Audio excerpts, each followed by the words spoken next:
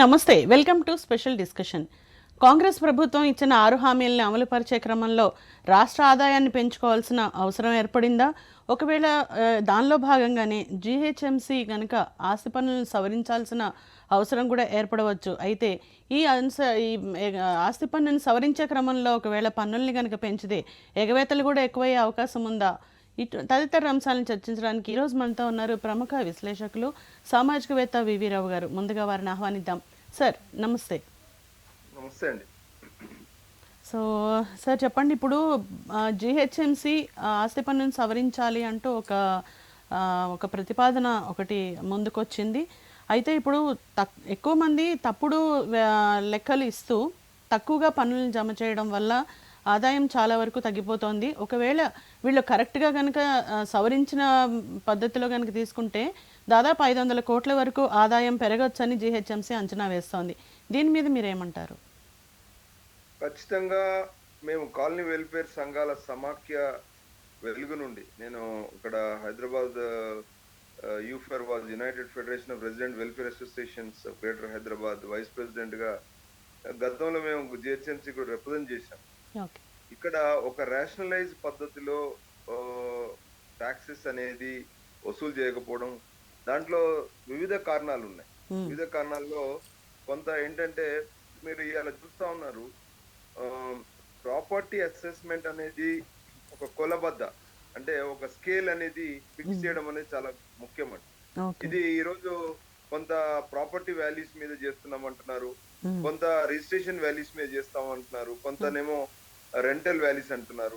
ఈ రకంగా ఇప్పుడు ఒకే హైదరాబాద్ ప్రాంతంలో వివిధ మున్సిపాలిటీలలో వివిధ రకాలుగా ఈ అసెస్మెంట్ చేయడము, అది కూడా ట్యాక్స్ డిపార్ట్మెంట్ లో ఉన్నటువంటి ట్యాక్స్ కలెక్షన్ లో ఇన్వాల్వ్ అవుతున్నటువంటి సిబ్బంది యొక్క ప్రమేయము, వాళ్ళు ఏ రకంగా దీన్ని ఫిక్స్ చేస్తున్నారు అనేటువంటి ఒక విషయానికి వస్తే గవర్నమెంట్ నుంచి వెళ్ళి అంత క్లారిటీ లేకపోవడం, ఒకవేళ కొంత కొన్ని నామ్స్ ఇష్యూ చేసినప్పటికీ దాన్ని క్రాస్ వెరిఫై చేయడం కానీ, లేదా దాన్ని వసూలు చేసే విషయంలో ఆల్రెడీ రికార్డ్ లో ఉన్నటువంటి properties versus estimated tax collection అనేటువంటి టార్గెట్స్ చూసుకుంటే డెఫిసిట్ ఉంటుంది. డెఫిసిట్ లో ప్రధానంగా మీకు తెలుసు ఈరోజు ఒక ఒక సిస్టమాటిక్ పద్ధతి కానీ, లేదా అది వసూలు చేసే విషయంలో అక్కడ సిబ్బంది పైన ఒక నియంత్రణ కానీ, లేదా ఎవరైతే కస్టమర్ ఉన్నాడో, ఎవరైతే ఆ ట్యాక్స్ పేయర్ ఉన్నాడో, ఆయన ఒకవేళ వైలేట్ చేస్తే ఆయన మీద తీసుకోవాల్సినటువంటి చర్యల విషయంలో కానీ ఇప్పటి వరకు ఒక సమగ్రమైనటువంటి క్లారిటీతో కూడినటువంటి నివేదికలు కూడా సరిగా లేకపోవడం, అది పబ్లిక్ లో లేకపోవడం, అది మున్సిపల్ వరకే పరిమితం అవడం, దీని వల్ల కూడా చాలా ఇబ్బందులు ఫేస్ చేస్తున్న పరిస్థితి మనం గతంలో చాలా సార్లు సందర్భాల్లో మున్సిపల్లో ఉన్నటువంటి ట్యాక్స్ కలెక్షన్ అఫీషియల్స్ ముందు కూడా మనం ఈ నివేదికలు ముందు పెట్టాం. దీనిలో ప్రధానంగా 2 అంశాలు మనం చూడాలి. ఒకటి ఏంటంటే ఈరోజు దాదాపు 1,00,000 బిల్డింగ్స్ వరకు మీకు తెలుసు బిఆర్ఎస్ స్కీమ్ లో బిల్డింగ్ రెగ్యులరేషన్ స్కీమ్ ద్వారా రెగ్యులైజ్ కాకుండా ఉన్నటువంటి ప్రాపర్టీసే కాకుండా ఇప్పుడు కొత్తగా అక్రమంగా కడుతున్నటువంటి ప్రాపర్టీస్ అంటే పర్మిషన్ లేకుండా G+2 కి పర్మిషన్, 3 కి పర్మిషన్ ఉంటే 5 ఫ్లోర్స్ వేస్తున్నటువంటి ఆ ప్రాపర్టీస్, వాటి అసెస్మెంట్ విషయంలో కూడా చాలా డిస్క్రిపెన్సీస్ ఉన్నాయి. ఇవన్నీ కూడా రికార్డు మీద సరి అయినటువంటి క్లారిటీ లేకపోవడం, తద్వారా విపరీతమైనటువంటి ఆ ట్యాక్స్ కలెక్షన్ లో కరప్షన్ కూడా చోటు చేసుకున్న విషయాలు మీకు అందరికి తెలుసు. మీకు ట్యాక్స్ కలెక్షన్ డిపార్ట్మెంట్ అతి ఎక్కువ ఈరోజు కరప్షన్ జరుగుతుందని కొన్ని సందర్భాల్లో మీరు మీడియా ద్వారా కూడా చూశారు. సో ఈ డిస్క్రిపెన్సీస్ రిజాల్వ్ చేయడానికి ఒక బలమైనటువంటి చర్య జిహెచ్ఎంసీ నుండి ఇప్పటి వరకు జరగలేదు. ఇప్పుడు గత ప్రభుత్వం అంటే అవసరం కొద్దీ, అంటే ఇప్పుడు నీడ్ బేస్డ్ గా వాటిని ఇచ్చేసుకోవడము, అంటే ఇప్పుడు మీకు డబ్బులు డెఫిసిట్ ఉన్నప్పుడు అప్పుడప్పుడు పెంచుకోవడము, మరీ ఎక్కువైంది అనుకున్నప్పుడు కొంత ఓటర్ అంటే అక్కడ అక్కడ ఎన్నికలు వచ్చినప్పుడు ఒక రకమైనటువంటి ఇచ్చేయడము, ఇవన్నీ కూడా మనం చూసాం. ఇప్పుడు గత ప్రభుత్వంలో కూడా లోకల్ బాడీ ఎలక్షన్స్ వచ్చినప్పుడు కొన్ని బిల్డింగ్స్ రెగ్యులేట్ చేస్తున్నామని ఒక ఇచ్చేయడము, తర్వాత దాని రికార్డ్ మీద సరైనటువంటి క్లారిటీ లేకపోవడం. ఇవన్నీ అంశాలు చూస్తే మీకు చాలా డిస్క్రపెన్సీస్ ఉన్నాయి టాక్స్ కలెక్షన్ విషయంలో. ఇప్పుడు కొత్త ప్రభుత్వం వచ్చింది. కొత్త ప్రభుత్వానికి ఇప్పుడు అర్జెంట్‌గా కొంత వాళ్ళిచ్చిన ఫీబీ స్కీమ్స్ కావచ్చు, లేదా వాళ్ళకిప్పుడు రేపు రాబోయే 2024 ఎన్నికల్లో కొంత వాళ్ళకు ఫండింగ్ అవసరాలు గావచ్చు. ఇవన్నీ గూడా చూసుకుంటే డెఫినెట్‌గా కొత్త ప్రభుత్వానికి ఒక కొత్త ఛాలెంజ్ ఇది. ఎందుకంటే వాళ్ళకి ఎన్నుకోబడిన వితిన్ 4, 5 నెలల్లోనే మళ్ళీ జనరల్ ఎలక్షన్స్ రాబోతున్నాయి. ఆ జనరల్ ఎలక్షన్స్‌లో వాళ్ళు కత్తి మీద సాములాగా ఒకటి వాళ్ళు ఆల్రెడీ వాగ్దానం చేసిన దాన్ని ఇంప్లిమెంట్ చేయడమే కాకుండా, వాళ్ళు అభివృద్ధి అంటే రేపు వాళ్ళు ప్రభు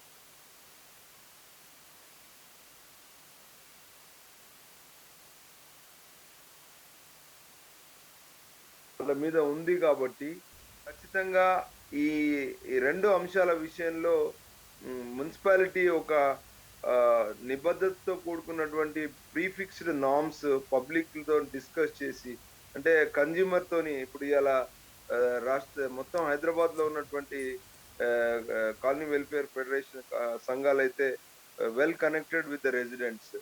వాళ్ళు కూర్చోబెట్టి వాళ్ళతోని కొంత డిస్కస్ చేసి, ఏ స్కేల్ తీసుకుంటే బాగుంటది అనేటువంటి ఒక విధానానికి వాళ్ళు తెరదీస్తే బాగుంటది. కానీ ఈరోజు ఏమవుతుందంటే మీరు మొన్నే జూసారు.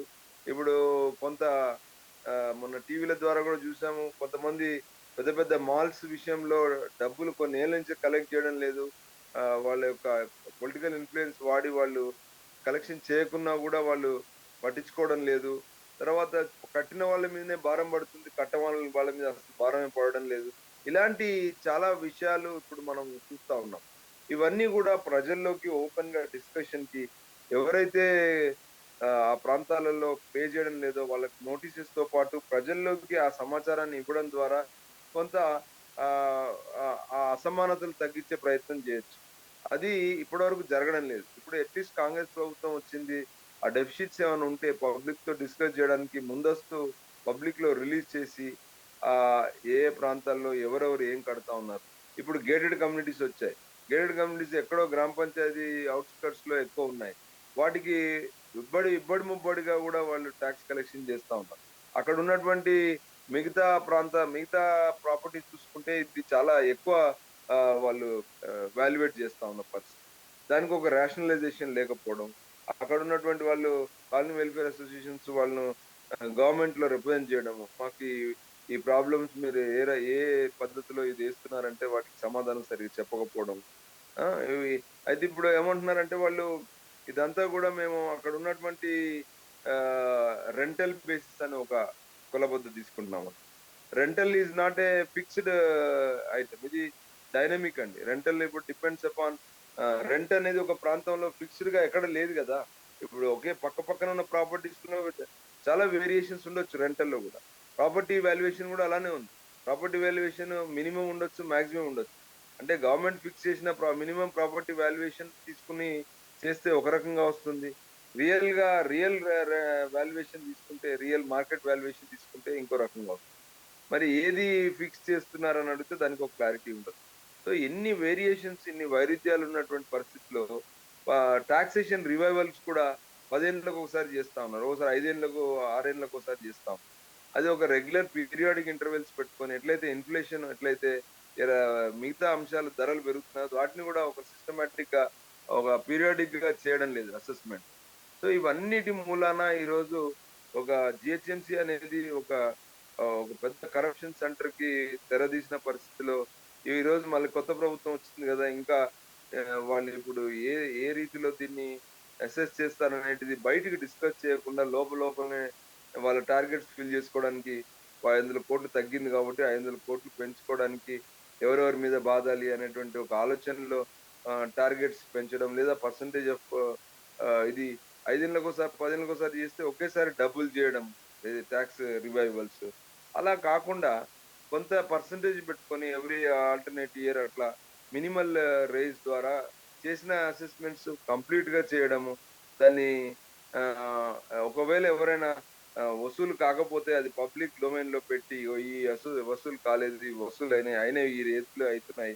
అనేటువంటి ఒక ఆడిట్ కి తర్వాత ఆడిట్ ని పబ్లిక్ చేయడము, పబ్లిక్ ఆడిట్ చేయించడము, పబ్లిక్ లో దాని యొక్క ఆడిట్ రిపోర్ట్స్ పెట్టడము, తద్వారా కొంతవరకు ఆహ్, ఒక పక్కన టాక్స్ పేయర్‌కి బ్యాలెన్స్ చేస్తూనే గవర్నమెంట్స్ కూడా ఎక్కడైతే రియల్‌గా ఆహ్, ఇల్లీగల్‌గా లబ్ధి పొందుతున్నటువంటి వాళ్ళందరినీ కూడా టాక్స్ పేయర్స్‌కి తీసుకురావడం అనేది చాలా హ్మ్, ముఖ్యమైనటువంటి అంశం.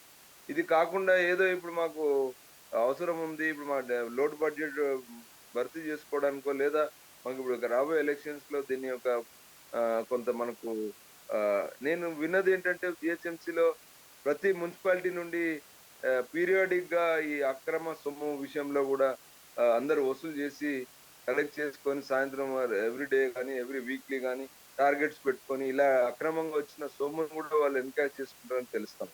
సో, ఇవన్నిటికి దారుల మీద గూడా డిస్కషన్ జరగాలి. టాక్స్ పేరు మీద జరుగుతున్న కరప్షన్ గాని, టాక్స్ ఫెయిర్‌గా ఉండే విధానాలు గాని, వీటన్నిటికి కూడా ఈరోజు కొత్త ప్రభుత్వం, ప్రజలు కోరుకున్న ప్రభుత్వం, ప్రజలు ఎన్నుకున్న ప్రభుత్వం వాళ్ళు ఇలాంటి వాటి మీద ఓపెన్‌గా ఉండి చర్చ చేసి, ప్రజలు ఏం ఇబ్బందులు ప్రొజెక్ట్ చేస్తా ఉన్నారు. కాలనీ వెల్ఫేర్ ఫెడరేషన్స్ ఏం మాట్లాడుతా ఉన్నాయి. టాక్స్ పేయర్స్ ఏం మాట్లాడుతున్నారు. కమర్షియల్ టాక్స్‌కి, రెసిడెన్షియల్ టాక్స్‌కి ఉన్నటువంటి డిఫరెన్సెస్ ఏమున్నాయి? కమర్షియల్ టాక్స్‌లో ఆహ్, ఒక రేషనల్ విధానం ఉందా? ఈవెన్ రెసిడెన్షియల్ టాక్స్‌లో కూడా ఒకే బిల్డింగ్‌లో కమర్షియల్ ఏస్తే అదే బిల్డింగ్‌లో రెసిడెన్షియల్ ఉంటే ఏ రకంగా ఆహ్, దాన్ని అసెస్ చేయాలి? ఇన్ని వైరుధ్యాలని ఒక క్లారిటీతోని ప్రజల్లో డిస్కషన్ పెట్టిన తర్వాత దాన్ని ఫిక్స్ చేసి, ఆ లోటు బడ్జెట్‌లు భర్తీ చేసుకుంటే బాగుంటది. అంతేగాని ఏదో ఎవరో ఒక ఆకాశ రామన్న రిపోర్ట్ లాగా కొందరు కడుతున్నారు, కొంత బడ్జెట్ ఉందని తెలిసింది అనేటువంటి ఒక కథనాలను బేస్ చేసుకొని ఊరికే దాన్ని టార్గెట్స్ ఫిల్ చేయడం అనేది కరెక్ట్ కాదు. దీని మీద పెద్ద ఎత్తున ఓపెన్ డిస్కషన్ జరగాలి. ఆ డిస్కషన్‌లో ఇటు టాక్స్ పేయర్స్‌ని, అటు గవర్నమెంట్‌లో ఎగవేతలు చేస్తున్న వాళ్ళని ఇద్దరి విషయంలో గూడా చాలా క్లారిటీగా వివరించడం ద్వారా డెఫినిట్‌గా హ్మ్. కొంత ఆదాయం పెంచుకోవడంలో తప్పు లేదండి. ఇచ్చి మా లెక్కలు తప్పుడు లెక్కలతోటి అలాగే కొంతమంది వినియోగం దేనికి వినియోగిస్తున్నారో దాన్ని కరెక్ట్‌గా ఇన్ఫర్మేషన్ ఇవ్వకుండా అట్లా కూడా పన్నులు ఎగవేసేవాళ్ళు ఉన్నారు. సో, బల్దియా ఈ విషయంలో ఏం చేస్తే బావుంటుంది? అంటే ఇప్పుడు ప్రాపర్‌గా ఇప్పుడు తనిఖీలవి ఇప్పుడు జరుగుతున్నాయా? మీకు, జరగట్లేదా? మీకు టాక్స్ విషయం నేను చెప్తాను నాకున్న అనుభవం. ఇప్పుడు వాళ్ళు ఏం చేశారంటే టాక్స్ అనేది ప్రతి ఒక్క కమర్షియల్ యాక్టివిటీకి, రెసిడెన్షియల్‌కి ఒక స్కేలు ఎలా ఫిక్స్ చేశారంటే, హ్మ్. ఇప్పుడు ఒక, ఒక బిల్డింగ్‌లో ఫుడ్ కోర్ట్స్ ఉంటే ఒక రేట్ ఫిక్సేషన్. ఓకే. ఒక జిమ్ ఉంటే ఒక రేట్ ఫిక్సేషన్. లేదా ఇంకొక స్పా ఉంది. లేదా ఇంకేదన్నా లగ్జరీ ఐటెమ్స్ సెలూన్స్ ఉన్నాయి. లేదా ఇంకా ఏదన్నా ఒక గ్రోసరీ షాప్ ఉంది. అలాంటి వాటికి వాళ్ళు ఫిక్స్ చేశారు. ఓకే. కానీ ఆ ఫిక్స్ చేసింది గూడా ఆహ్, ఒక ఇప్పుడు సపోజ్ సైబరాబాద్ ఏరియాలో అయితే ఒక రకంగా ఉంది. హ్మ్. హైదరాబాద్ ఏరియాలో ఒక రకంగా ఉంది. సబర్బ్స్‌లో ఒక రకంగా ఉంది. మొత్తం జీహెచ్ఎంసీ లిమిట్స్‌లో ఏ ఏరియాలో ఏ రకంగా ఫిక్స్ చేస్తే అది రాషనల్, అది ఆహ్, ఆ ప్రాంతానికి వాళ్ళు కట్టే టాక్సెస్‌కి, వాళ్ళొస్తున్న ఆదాయానికి ఒక సమతుల్యత ఉందా అనేటువంటి ఒక సమగ్రమైనటువంటి రిపోర్ట్ ద్వారా అది ఫిక్స్ చేస్తే బాగుంటది. దానివల్ల ఏమవుద్దంటే కరప్షన్‌కి తావియ్యకుండా ఓపెన్‌గా ఉంటది. సో, అది లేకుండా ఊరికే ఫిక్స్ చేయడం అనేది చేయడం ద్వారా ఏమవుతుందంటే, ఈ ఈ ఈ ఇలాంటి కరప్షన్‌కి తావిచ్చినట్టవుతుంది. గవర్నమెంట్‌కు చెందాల్సిన సొమ్మంతా గూడా మీడియేటర్స్ అంటే ఎగవేతదారులతో పాటు మధ్యల జీహెచ్ఎంసీ టాక్స్ కలెక్షన్ డిపార్ట్‌మెంట్‌లో జరుగుతున్న కరప్షను, తర్వాత దాంట్లో ఇన్వాల్వ్ అవుతున్న ప్రభుత్వాలు, ఎన్నుకోబడినటువంటి ప్రభుత్వాలు అందరి ప్రమేయం అందులో ఈ ఈ గ్యాప్స్ వల్ల, ఈ నాన్ ట్రాన్స్‌పరెన్సీ వల్ల కూడా హ్మ్. జరుగుతుందనేది మేము మొదటి నుంచెల్లి గూడా ప్రభుత్వాలతోని జీహెచ్ఎంసీతోని మేము గతంలో గూడా వాడి దృష్టికి తీసుకెళ్ళడం జరిగింది. కానీ పెద్దగా అక్కడ వాళ్ళ దగ్గర నుంచి స్పందనైతే ఇప్పటి వరకు రాలేదు. అక్కడ క్లారిటీగా ఇప్పుడు ఓల్డ్ సిటీ ఉంది. అసలక్కడ టాక్సే పే చేయరు.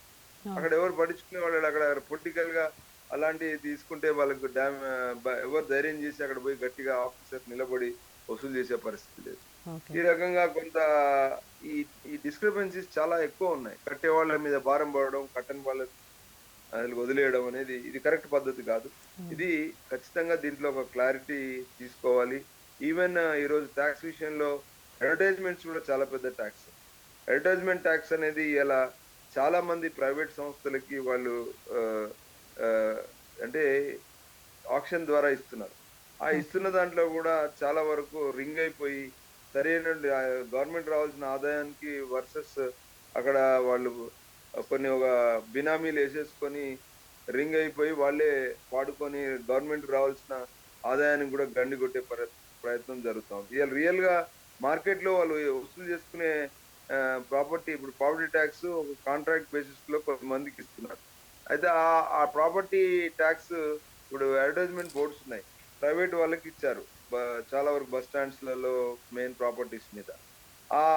వాటికి బ్యాలెన్స్‌గా వాళ్ళకొచ్చే ఆదాయానికి గవర్నమెంట్ వాళ్ళు కట్టే డబ్బుకి డిఫరెన్స్ ఏముందని జూస్తే మీకు చాలా తేడా ఉంది. ఓకే. అలాగే ఇప్పుడు మీరు ఆహ్, గ ప్రతి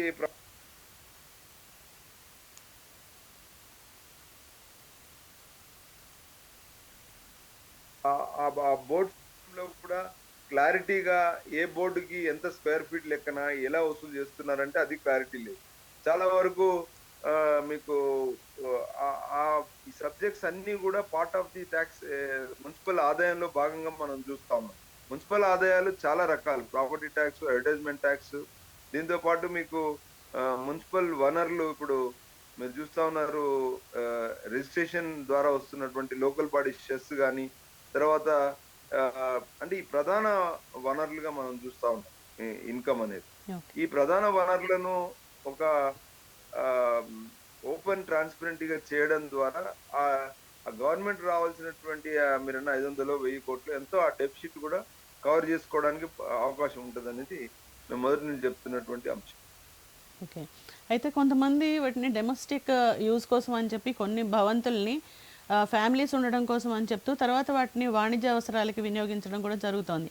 అయితే తర్వాత కూడా ఇది బయటపడిన తర్వాత మళ్ళీ ఆదేశాలు ఇచ్చింది ఆ యజమానులందరికీ మీరు దీన్ని వెంటనే కమర్షియల్‌గా మార్చుకోవాలంటూ ఆదేశాలు ఇచ్చింది.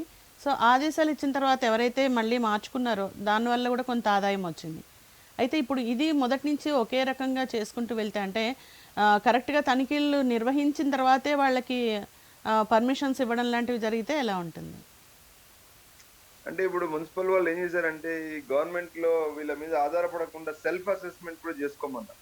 ఓకే. సెల్ఫ్ అసెస్‌మెంట్ ద్వారా ఆన్‌లైన్‌లో చేసేయండి అని అన్నారు. అవును. కానీ సెల్ఫ్ అసెస్‌మెంట్ చేసేవాడు ఎందుకు వాళ్ళకియ్యాల్సిన స్కేల్ గాని, వాళ్ళకియ్యాల్సినటువంటి ఒక లెజిటిమేట్ ఒక ప్రొసీజర్ గాని అది సరిగా క్లారిటీగా లేదు. అవును. ఒకవేళ ఉన్నా ఆ ప్రొసీజర్ ప్రకారంగా వాళ్ళు సెల్ఫ్ అసెస్‌మెంట్ జేసి డబ్బులు కడుతున్నారా? కడితే ఈ నిఘా వ్యవస్థ ఏదైతే టాక్స్ అసెస్‌మెంట్ నిఘా వ్యవస్థ ఆ రిపోర్ట్స్ అన్నిటిని గూడా ఎట్లా అసెస్ చేస్తుంది? చేస్తే మళ్ళీ ఆ వచ్చిన రిపోర్ట్స్ అన్ని గూడా పబ్లిక్ డొమైన్‌లో పెడుతున్నారా? ఓకే. ఇయన్నీ విషయాలకు క్లారిటీ లేదు. హ్మ్. వీళ్ళు అక్కడ మీరన్నారు ఇప్పుడు ప్రైవేట్ సంస్థలో ప్రైవేటు బోర్డ్ పెట్టకుండా లోపల కమర్షియల్ యాక్టివిటీ జరుగుతా ఉంది. అవును. దానికి డబ్బులు కట్టడం లేదు. ఏదో కొంత తెలిసిన వాళ్ళు ఇప్పుడు ఎళ్లి ఒక మున్సిపల్ ఆఫీసర్ ఇన్ఫర్మేషన్ ఉంది అక్కడికెళ్తాడు.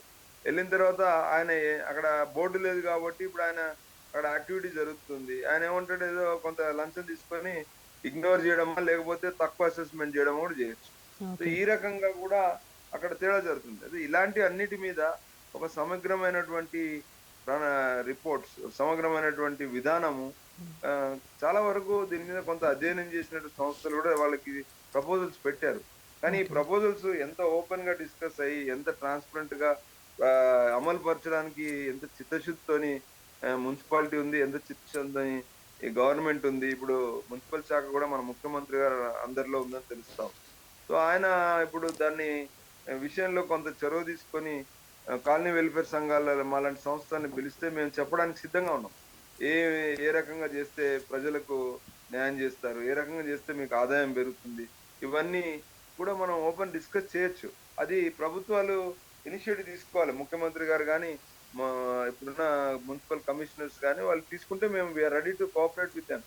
ఎందుకంటే ప్రజల భాగస్వామ్యం, ప్రజల సహకారం ద్వారా గూడా కొంత క్లారిటీ, కొంత లాభం జరుగుతుంది. అంతేగాని మొత్తం అధికారుల మీద ఆధారపడి మొత్తము వాళ్ళ కరప్షన్ కు భాగస్వాములు చేయకుండా చేస్తే బాగుంటుందని మా అభిప్రాయం. ఓకే. సో ఇప్పుడు ఆస్తి పన్నుని పెంచినంత మాత్రాన ఇప్పుడు మనం ఇంతవరకు చూస్తున్నది కూడా ఎవరైనా సరే ఆదాయ పన్ను చూసుకోండి, ఏ పన్ను చూసుకున్నా కూడా ఏదైతే నార్మ్స్ ఫిక్స్ చేశారో దానికి తక్కువగానే వాళ్ళ లెక్కలు చూపించుకుంటూ ఆస్తి పన్నుని ఎగవేయడానికి వీలైతే కూడా చూస్తున్నారు. సో ఇటువంటి పరిస్థితుల్లో జిహెచ్ఎంసీ వాళ్ళు కనుక వాళ్ళ పన్నుని పెంచితే అది ఎంతవరకు కలెక్ట్ అవుతుందంటారు? అంటే వాళ్ళు అనుకున్న టార్గెట్‌కి రీచ్ అవ్వగలుగుతారా? ఇది చాలా తప్పండి. ఎందుకంటే మొదటి నుంచి మేము ఈ పెంచడం అనేది వ్యతిరేకిస్తున్నాము. ఎందుకంటే కట్టినవాడే కడుతున్నాడు, కట్టనివాడు కట్టడం లేదు. అవును. కట్టినవాడు కడుతున్నాడనేటువంటి వాడి మీదనే భారం పడుతుంది గదా! మీరిప్పుడు అవును. పెంచడం ద్వారా. అవును. అది అది కరెక్ట్ పద్ధతి కాదు. ఇప్పుడు రేపు ఈ విషయాలన్నీ బయటకొచ్చిన తర్వాత రేపు మొత్తం టాక్స్ ఎగవేతకి ప్రజలు పూనుకుంటే అది ప్రభుత్వాలకు నష్టం. అది అప్రజాస్వామికం కూడా. అలాంటి దుస్థితి రాకుండా ఉండాలంటే ముందే దీని మీద వీలైనంత ఎక్కువ టాక్సెస్ వసూలు గాని ఏరియాస్ అన్నీ ఉన్నాయి. ఎక్కడైతే లో టాక్స్ కలెక్షన్ గాని, పార్షియల్ టాక్స్ కలెక్షన్ గాని, complete no tax collection areas గాని, ఇవన్నీ గూడా మీరు పరిగణలోకి తీసుకొని ఆ డెఫిసిట్స్ ఎంతున్నయి, ఆ టార్గెట్స్ ఎంతున్నయి అనేది మీరు అసెస్ చేసిన తర్వాత పెంచాలా వద్దా అని నిర్ణయం చేస్తే బాగుంటది. అంతేగాని ఇప్పుడేదో మాకు టార్గెట్ ఉంది గాబట్టి పడినోడి మీదనే భారం పడే విధంగా మీరు వసూలు చేయడం అనేది ఇది కరెక్ట్ కాదు. దీని మీద అవసరమైతే కొంత ప్రజా వ్యతిరేకత చవిచూసే అవకాశం ఉంది. కాలనీ వెల్ఫేర్ సంఘాలు ఊరుకోవు. దీని మీద ప్రభుత్వం గూడా చేదు అనుభవాలు ఎదుర్కోవాల్సొస్తుంది. ఓకే. అయితే ఇప్పుడు పెద్ద పెద్ద మాల్స్ ఉన్నాయి. మాల్స్‌లో కూడా అంటే వాళ్ళు చూపిచ్చే లెక్కలు వేరే, అది వేరే ఉంటుంది. అయితే ఇప్పుడు దీనికి సంబంధించి ఒకటేదైనా స్లాబ్ సిస్టమ్‌ని ఏర్పాటు చేస్తే ఏమన్నా దీనికి మంచి పరిష్కారం దొరుకుతుందంటారా? లేకపోతే ఏం చేస్తే ఖచ్చితంగా. ఇప్పుడు ఆల్రెడీ వాళ్ళకో సిస్టమ్ ఉంది. కానీ ఇప్పుడు మీరు జూసారు ఇప్పుడు మాల్‌లో మీరు మొన్న జూసారు. ఆహ్, అక్కడ ఏమంటాడంటే మీరు కింద పార్కింగు వసూలు చేయొద్దు డబ్బులు అంటే పబ్లిక్ దగ్గర పార్కింగ్ వసూలు చేశారు. ఓకే. ఆహ్, ఎ ఎక్కడైతే వాళ్ళు ఆహ్, నార్మ్స్ వయలేట్ చేస్తున్నారో అవి మనం చెక్ చేసుకోవడం హ్మ్. ఒకటి. రెండోటి ఆల్రెడీ నార్మ్స్ ప్రకారంగా వాళ్ళు పే చేస్తున్నారా లేదా? ఒకవేళ పే చేయకపోతే పబ్లిక్ ఆడిట్ పెట్టాలి. Social audit. ఇప్పుడు ఓకే. సపోజ్ పలానా ఏరియాలో మాల్స్ ఉన్నాయి. ఈ ఏరియాలోకి we are open to conduct a public audit. మీరు పలానా టైంలో మున్సిపల్ ఆఫీసర్స్ అక్కడికొచ్చేసి ఈ ఈ మాల్‌లో ఇంత కలెక్షన్ అవుతుంది. ఈ ప్రాంతంలో ఉన్న కాలనీ వెల్ఫేర్ సంఘాలను ఎవరినో పిలిచి ఇదో మేము మీకు ఈ లిస్ట్ ఇస్తున్నాము. మీరు చెక్ చేసుకోండి. ఇదేమన్నా కరెక్టా? కాదా? ఏమన్నా తప్పుంటే మాకు చెప్పండి అని పబ్లిక్‌లో వాళ్ళు ఓపెన్‌గా ఇలాంటి పబ్లిక్ ఆడిట్ సిస్టమ్‌ని డెవలప్ చేస్తే టాక్సెస్ విషయంలో గూడా చాలా వరకు ఇంబాలెన్సెస్ అన్నీ గూడా ఇంప్రాపర్ టాక్స్ కలెక్షన్ అంతా గూడా బ్యాలెన్స్ అవుతుంది. అట్లా చేయొచ్చు. ఓకే. అయితే ఇప్పుడు పబ్లిక్ ఆడిట్ సిస్టమ్ అన్నారు. దాన్ని కొంచెం కొంచెం వివరంగా చెప్పగలుగుతారా? యెస్ అండి. ఇప్పుడు యాక్చువల్‌గా మేము దీన్ని సోషల్ ఆడిట్ అంటాం. ఓకే. ఇది జనరల్‌గా ఏం చేస్తామంటే ఇప్పుడు ప్రజాస్వామ్యంలో ప్రజలే నిర్ణేతలు. ప్రజల కోసం, ప్రజల ద్వారా, ప్రజల చేత ప్రభుత్వాలు నడుస్తున్నాయి. దీన్ని మనం సెల్ఫ్ గవర్నెన్స్ అంటాం. ఇదంతా కూడా ఎన్నుకోబడినటువంటి నాయకులు గాని, ఉద్యోగస్తులు గాని, ప్రజలకు సేవకులు అనేది అదే మన రాజ్యాంగం చెప్తాం. సేవకులు ప్రజల్ని భాగస్వాములు చేసి అంటే వాళ్ళ అధికారంలో ఉన్నారు గదా! అని చెప్పేసి ప్రజల్ని ప్రభువులుగా ట్రీట్ చేయాలన్నప్పుడు ఈ ప్రతిది ప్రభువు ముంగట తీసుకెళ్ళాలి. ప్రతి నిర్ణయాన్ని, వాళ్ళు అమలు చేసే నిర్ణయాలను, ఆ అమలు పరిచే విధానంలో వచ్చే మార్పుల విషయంలో గాని ప్రతిది ప్రజల ముందుగా ప్రజలంటే ప్రభువులు వాళ్ళే. వాళ్ళ ముందుకు తీసుకెళ్ళి వాళ్ళ సమక్షంలో నిర్ణయం చేయడం అనేది జరగాలి. ఆ జరగడానికి మూలం ఏంటంటే సోషల్ ఆడిట్ అంటాం. హ్మ్. ఇప్పుడు గ్రామ పంచాయతీలు గాని, మున్సిపాలిటీలు గాని ఇప్పుడు ఆల్రెడీ కన్స్యూమర్ ఫోరమ్స్ ఉన్నాయి. ఓకే. కన్స్యూమర్ ఫోరం లాగానే ఇప్పుడు ఇవి గూడా అంటే పబ్లిక్ ఆడిట్ సిస్టమ్. హ్మ్. ఏదైతే కాలనీ వెల్ఫేర్ సంఘాలలోకెళ్ళి హ్మ్. ఈ మీరు ఇచ్చే టాక్సెస్ విషయంలో ఓపెన్‌గా డిబేట్స్ పెట్టడం. లేదా హ్మ్. ఓపెన్‌గా మీ ప్రాంతంలో ఇగో ఈ కాలనీలో 100 ఇళ్ళున్నాయి. ఈ 100 ఇళ్ళకి ఇగో ఇంత టాక్స్ కలెక్షన్ అవుతుంది. హ్మ్. ఈ ఇంటి పేరు మీద ఇంతొస్తుంది. ఆ ఇంటి మొత్తం ఓపెన్‌గా ఆ చిట్టా అక్కడ ఒక డిస్కషన్ పెట్టి అక్కడ వాళ్ళకు సోషల్ మీడియా ద్వారా అందజేయడం. ఇప్పుడు హ్మ్. వాట్సాప్ గ్రూప్‌లొచ్చాయి. దాంట్లో ఏసేయడం. ఏంటంటే ఇగో మీ కాలనీలో ఈ 100 ఇండ్ల పేరు మీద ఈ ఇంటికి ఇంత టాక్స్, ఈ ఇంటికి ఇంత టాక్స్ ఇది ఓపెన్‌గా మేము చూపిస్తున్నాము. మీరందరూ ఓకే అంటే మీకు టైం పెడుతున్నాం, ఒక వారం రోజులలో ఆడిట్ చేసి మాకు చెప్పండి, డిస్క్రిపెన్సీస్ ఉంటే ఏంటి చెప్పండి అన్నప్పుడు చాలా వరకు గ్రౌండ్ రియాలిటీకి రికార్డ్స్ లో ఉన్నటువంటి డిస్క్రిపెన్సీస్ కి చాలా వరకు క్లారిటీ వస్తుంది. దీన్ని మేము సోషల్ ఆడిట్ అంటాం, లేదా ఆడిట్ సిస్టమ్ అంటాం, పబ్లిక్ ఆడిట్ సిస్టమ్ అంటాం. ఇది ఇది చేయడం ద్వారా ఏమవుతుందంటే ఒక పారదర్శకతతో పాటు వాళ్ళ టార్గెట్స్ తక్కువ ఉంటే ఇమీడియట్ గా ఆ టార్గెట్స్ మీకు బ్రహ్మాండంగా ప్రజాస్వామ్యంలో మీకు బ్రహ్మాండంగా మీకు వర్కౌట్ అవుతుంది. ఇప్పుడు కొత్త గవర్నమెంట్ చాలా తక్కువ వసూలు అవుతున్నాయన్నీ కూడా అఫీషియల్ గా వసూలు అవుతాయి కదా, దానివల్ల మీకు లాభం జరుగుతుంది. So that's how you can really, అప్పుడు దానివల్ల ఎవరికి ఇబ్బంది ఉండదు, ఎలాంటి ప్రభుత్వాలు కూడా ఎలాంటి ఆ, నిందలు మోపే అవసరం కూడా ఉండదు. Okay. Okay sir, thank you so much for the participation.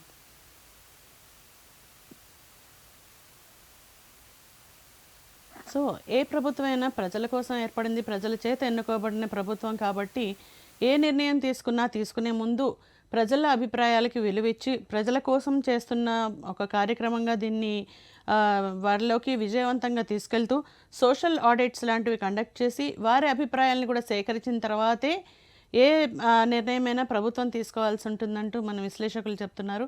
So ఇదండి ఇవాళ ఎపిసోడ్. మరో ఎపిసోడ్లో మళ్ళీ కలుద్దాం. Keep watching.